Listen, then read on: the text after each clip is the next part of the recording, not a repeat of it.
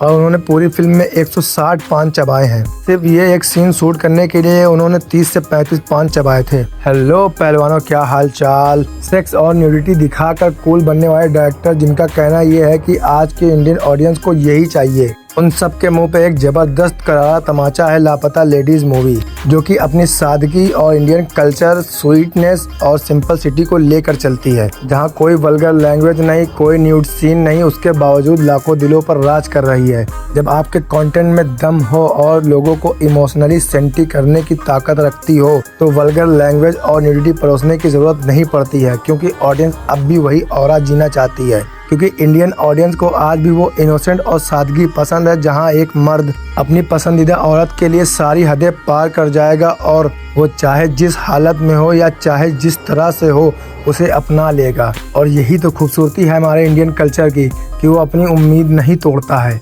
अपनी फैमिली बनाने और बचाने के लिए जितनी हद तक वो नीचे गिर सकता है गिर जाएगा। कुछ ऐसी ही स्टोरी हमें देखने को मिलती है लापता लेडीज में, जहां दीपक शादी करके अपनी पत्नी को घर लाता है और जब उसका घूंघट उठाया जाता है तो उसे पता चलता है कि यह उसकी पत्नी नहीं है और उसकी पत्नी कहीं ट्रेन में छूट गई है। और उसके बाद दीपक अपनी पत्नी को ढूंढने निकल पड़ते हैं, क्योंकि एक मर्द अपनी पसंदीदा औरत को खोना नहीं चाहेगा। समस्या तो तब बढ़ती है जब वह अपनी पत्नी की फोटो पुलिस स्टेशन में दिखाता है, क्योंकि फोटो में उसकी शक्ल नहीं दिख रही है। और यहाँ से समस्या और भी बढ़ जाती है। और ये उस वक्त की बात है जब औरत की मर्यादा ही उसका गहना हुआ करता था, ना कि आजादी के नाम पर अपनी बॉडी का शो ऑफ करना और उस पर टैग धर देना कि यह मेरी बॉडी है, मेरी जो मर्जी होगी मैं वो करूंगी। और यही सादगी और खूबसूरती तो है हमारे इंडियन कल्चर की, जो लापता लेडीज को हिट कराने में इम्पोर्टेंस रखती है।